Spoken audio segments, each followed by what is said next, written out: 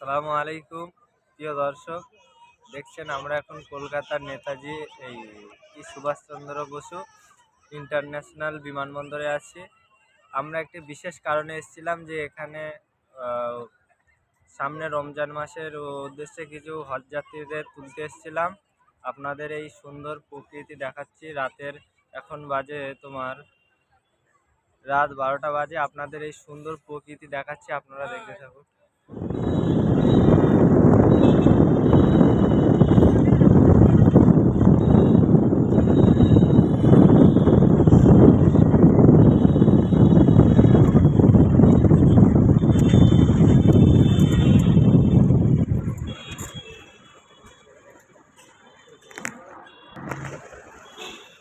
ভারতবর্ষের পশ্চিমবঙ্গ রাজ্যের দমদমে অবস্থিত একটি আন্তর্জাতিক বিমানবন্দর হল নেতাজি সুভাষচন্দ্র বসু ইন্টারন্যাশনাল এয়ারপোর্ট, যা মূলত কলকাতা মহানগর অঞ্চলে পরিষেবা প্রদান করে। 1995 সালে ভারতের স্বাধীনতা আন্দোলনের এক বিশিষ্ট নেতা নেতাজি সুভাষচন্দ্র বসুর নামে বিমানবন্দরটি নামকরণের আগে এটি দমদম বিমানবন্দর নামে পরিচিত ছিল, যদিও স্থানীয়ভাবে এটি কলকাতা বিমানবন্দর নামে অধিক পরিচিত। 1924 খ্রিস্টাব্দে উদ্বোধিত কলকাতা বিমানবন্দরটি ভারতের পুরাতন বিমানবন্দরগুলির একটি। পশ্চিমবঙ্গবাসীর আকাশপথে অন্য রাজ্য ও অন্য দেশে যাতায়াতের প্রধান কেন্দ্রবিন্দু হল কলকাতা নেতাজি সুভাষচন্দ্র বোস ইন্টারন্যাশনাল এয়ারপোর্ট। এবছর রমজান মাসের ওমরা পালনের উদ্দেশ্যে আমাদের এলাকার একজন গণ্যমান্য ব্যক্তিকে ওমরার জন্য ছেড়ে আসার সুযোগ হয়। রাত 12টার সময় এয়ারপোর্টে ঢুকে খুবই ভালো লাগলো। 4 চাকা গাড়ি করে গ্রাউন্ড ফ্লোর থেকে 4th ফ্লোরে ফ্লাইওভারের উপর দিয়ে উঠে ওমরা যাত্রীর টিকিট চেক করিয়ে বিমানে ওঠার ব্যবস্থা করে দিয়ে এখানকার চতুর্দিকের প্রাকৃতিক সুন্দর মনোরম দৃশ্য ভিডিও আকারে আপনাদের কাছে তুলে ধরছি। আপনারা সকলেই ধীরস্থিরভাবে খুব মনোযোগ সহকারে ভিডিওটি শেষ পর্যন্ত দেখতে থাকুন। নিশ্চিত আমাদের এই ভিডিওটি আপনাদের কাছে আকর্ষিত হবে, ভালো লাগবে।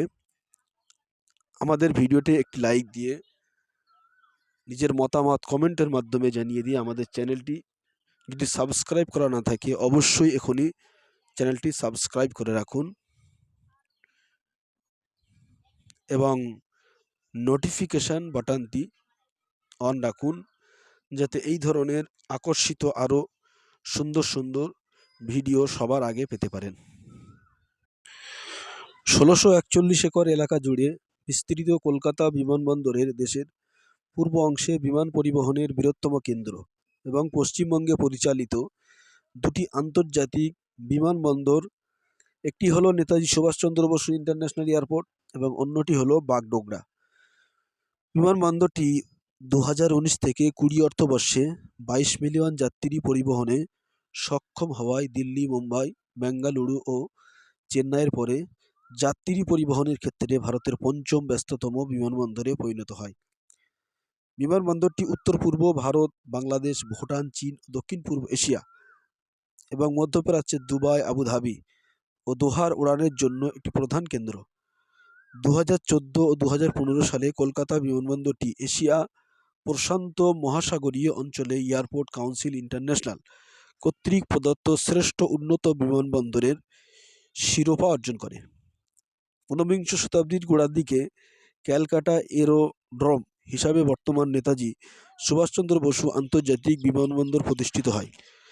কলকাতা বিমানবন্দরটি ঐতিহ্যগতভাবে ইউরোপ থেকে ইন্দোচীন এবং অস্ট্রেলিয়ার মধ্যে বিমানপথের কৌশলগত যাত্রাবিরতি কেন্দ্র হিসাবে কাজ করে। ডাকোলা 3 হল বিমানবন্দরে অবতরণকারী প্রথম বিমান। 1924 সালে KLL বিমান সংস্থাটি কলকাতায় তাদের আমস্টারডাম বদভিয়া জাকার্তা রুটের অংশ হিসাবে কলকাতা নির্ধারিত অবতরণ শুরু করে।